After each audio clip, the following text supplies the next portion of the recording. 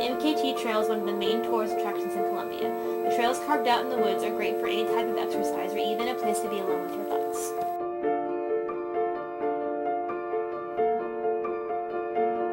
For some reason, these trails remind me of a place I used to go camping when I was little called Chadwick.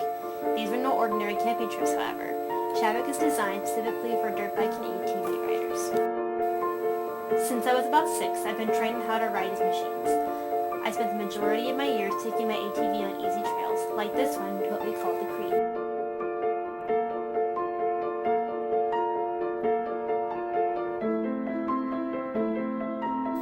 But as I got older, I was required to go on harder trails, like this one.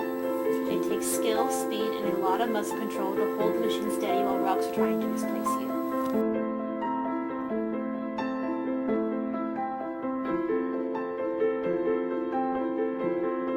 Chadwick is in the Mark Twain National Forest in southern Missouri.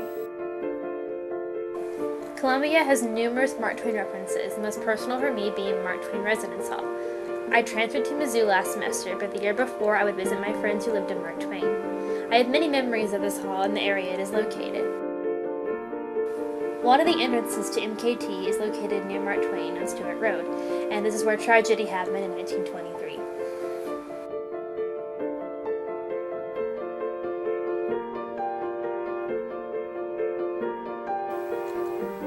James T. Scott was lynched on Stewart Bridge, now Stewart Road, in April of 1923 before being tried for allegedly assaulting Regina Olmsted. He is buried in Columbia Cemetery in the very back of the large and historic graveyard. This section is where many blacks were buried, and the area is sparse and simple,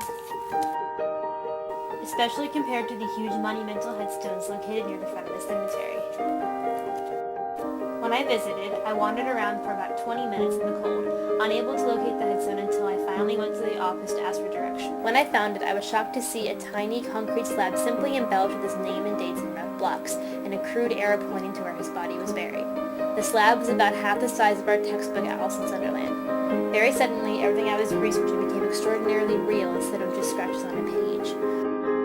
While there, I found the headstone of the man who created Stewart Bridge, where Scott was lynched. He was located near the front of the cemetery in a family plot.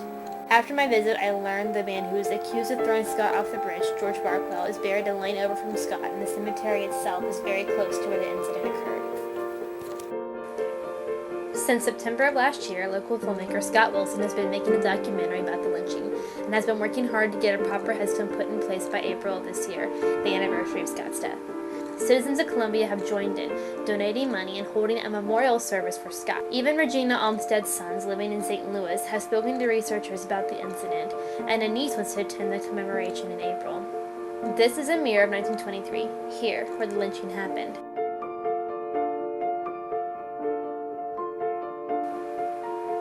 When a mob was vying for Scott's death, Olmsted's father stepped in, urging the mob to wait for a just ruling on Scott's innocence. Columbia is finally ready to atone for their ancestors' actions, wishing to provide closure on a dark subject. The pattern I find in my personal history on trails and the MKT Trail's history is one of closure and contemplation. Not only was riding ATVs fun to do, but I loved the seclusion of nature and the beauty of the woods as they blurred past me. It was easy to spend hours watching the flames of the campfire or lean back and look at the massive amount of stars impossible to see in the city. Chadwick has always been a place of contemplation for me, and each experience was thought-provoking, even when I was little. Ever since I was 14, Chadwick has been a different experience for me. Even though it is not the same, I continue to go back every few years, hoping to find closure on such a meaningful part of my childhood. Columbia is an extremely historic place, its streets and buildings reflecting that history. The MKT government site alone is full of information on the history of the trail and beautiful pictures that show how it is a great place for contemplation. With the recent unearthing of Scott's story, Columbia is also trying to find closure on the trails in an attempt to atone for sins to make the MKT once again a place of beauty and contemplation.